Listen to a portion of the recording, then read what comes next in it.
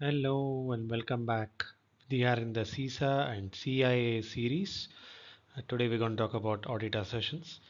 Now, what are assertions? Audit assertions, is a starting point of why we do an audit itself. Every audit procedure we perform has a purpose.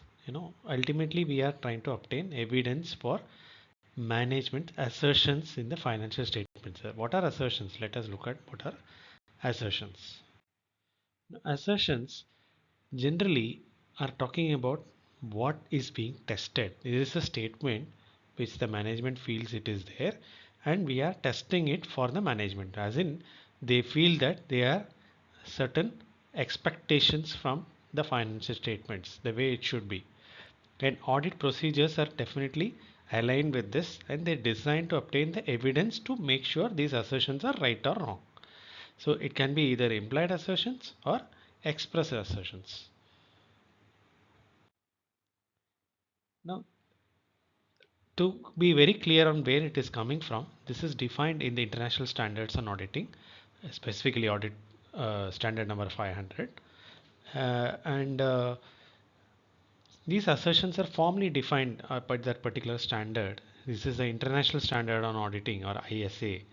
And as far as CIA or CISA exam is concerned, this talks about specific audit procedures which will help you to ensure that the assertion is what it is. All right.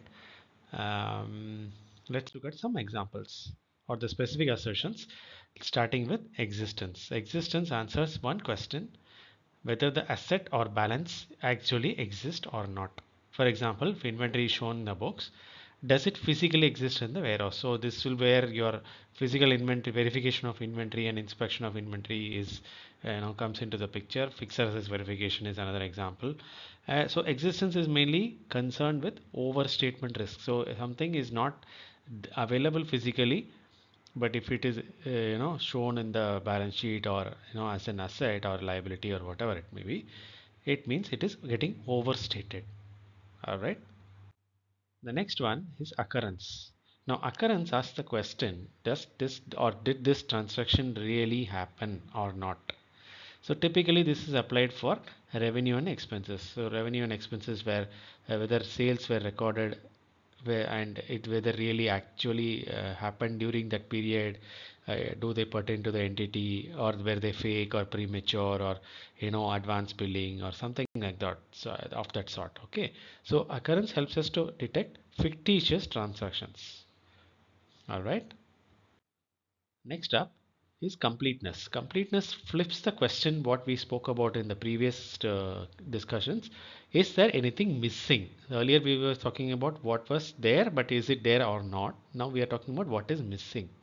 So all liabilities are they recorded, all expenses are they captured. In terms of completeness, is in terms of whether everything is captured in entirety. This is what the question we are trying to answer. So typical procedures here will include reconciliation, tracing, cutoff, all those kind of testing. All right. Next up is accuracy. Accuracy is purely quantitative and it is focusing on numbers. So question here again, what we are asking is, are amounts recorded correctly? So this talks about correct pricing, calculations, posting, casting, and all those kind of checking. So for an example, depreciation being calculated at the correct rate on the useful life, and all those things. So mathematical and measurement errors are what we are looking at in this particular context. Next up is rights and obligations. This talks about ownership. So the question which we are asking typically comprises something like, does the entity actually own this asset? All right. Are the liabilities are really the obligations of the company or the entity?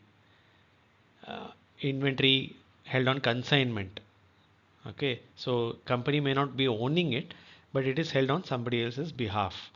So these kind of things. So these are where we are looking at contracts, agreements, confirmations. These are typically what are tested here. Last but not the least, we have cutoff. Cutoff asks the question, Was the transaction recorded in the correct accounting period?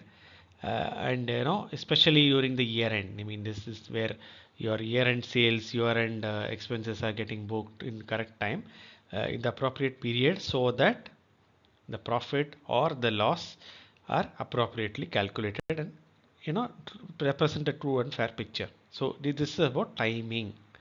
All right, so cutoff is all about timing, and pretty much that's it. I mean, we have covered all the management assertions. If you found this useful, please do connect with me on LinkedIn, YouTube, or Instagram.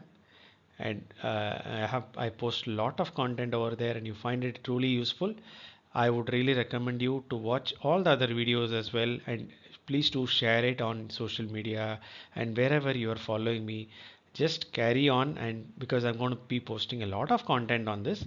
So as far as auditing is concerned, you will find on exam preparation, you will find on questions, analysis, and many other content. All right. So thank you once again, and have a great day. Bye.